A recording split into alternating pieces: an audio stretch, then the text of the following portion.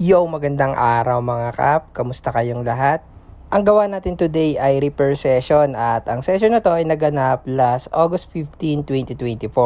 Para sa video na to, makakasama natin yung pinsan ko na si Yuri Lopez at home service kami sa Sabang Lipa City.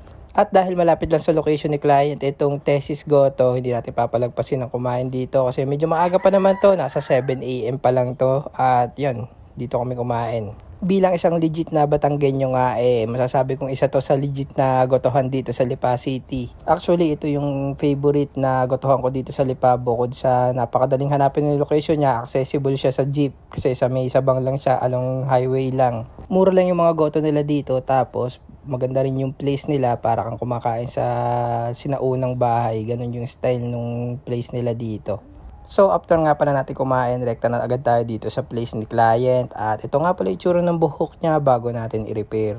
Ang client nga pala natin sa video na to ay si Sir DJ at isa siyang OFW. Isa din siya sa mga regular client natin. Ang unang session namin talaga sa kanya ay Afro Curl.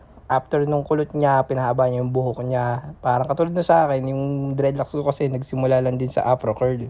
After ko i-afro curl yung buhok ko, pinahaba ko ng malala, then nirekta ko ng natural dreads. Ganon din yung nangyari dito sa buhok ni client. So after namin ng afro curl session, naghintay kami ng ilang taon, then yun, second session namin dreadlocks na. Tapos isang beses ko pa lang siya nare-repair. Diba August 15 ngayon, 2024. Ang unang repair niya sa akin ay last September 2023 pa.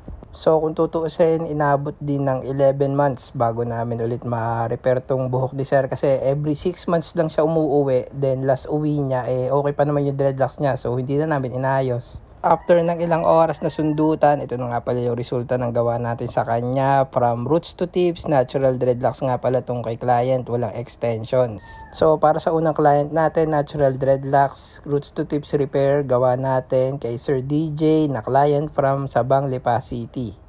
Then, fast forward, nasa bahay na ako noon to. Same day, August 15 din to at hindi lang si Sir DJ ang client natin sa video na to. Bali, meron tayong second client at on the way na siya sa mga oras na to.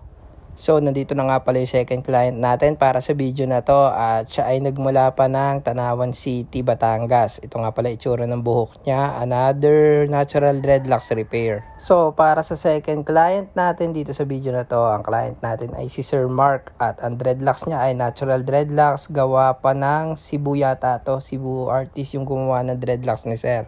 Sa part na to, nahanap na natin yung original partitioning niya, rekta na tayo sa repair. So, bali, full head dreadlocks nga pala tong dreadlocks ni Sir Mark. At natural dreadlocks to, ang gumawa ay si Cebu-based artist. Then, ang last repair naman niya, ang gumawa ay si Cap Dubidge at si Cap George. So, credits nga pala sa mga naunang artist ni Sir Mark. At sa part na to, malapit na tayo matapos sa pagre-repair ng full head dreadlocks ni Sir.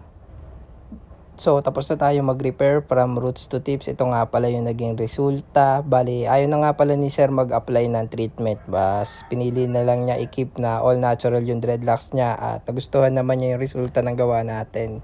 Sobrang bilis lang yung session namin dito. Biglaan lang to kasi kinabukasan, babiyahin na ulit siya pa Thailand at September na daw yung balik niya. After namin mag-dinner, napansin niya na medyo kubado kami dito kasi dahil na siguro sa pagsa-cellphone at yan, nakalibre nga pala kami lahat dito ng chiropractic massage dahil marunong nga pala si sir at yun. Bali, 5 kaming ginanyan ni sir at after niya, napakasarap sa pakiramdam. Feeling ko tuwid na tuwid yung katawan ko. At hanggang dito ko na nga lang pala tinatapos tong video na to. Maraming salamat sa dalawang clients natin para sa video na to, si Sir DJ at si Sir Mark, na parehas siguro sa mga oras na to nasa ibang bansa na. Maraming salamat din sa mga sumusuporta, nagla-like and share ng mga video natin. At sa mga interested clients naman dyan within Batangas, ang shop ko po ay located sa Lipa City. Open po ako for home service kahit saan. Gumagawa po ako ng dreadlocks, braids, cornrows, and afro curl. Meron po tayong Facebook, YouTube, and TikTok, The Dreadlocks Factory.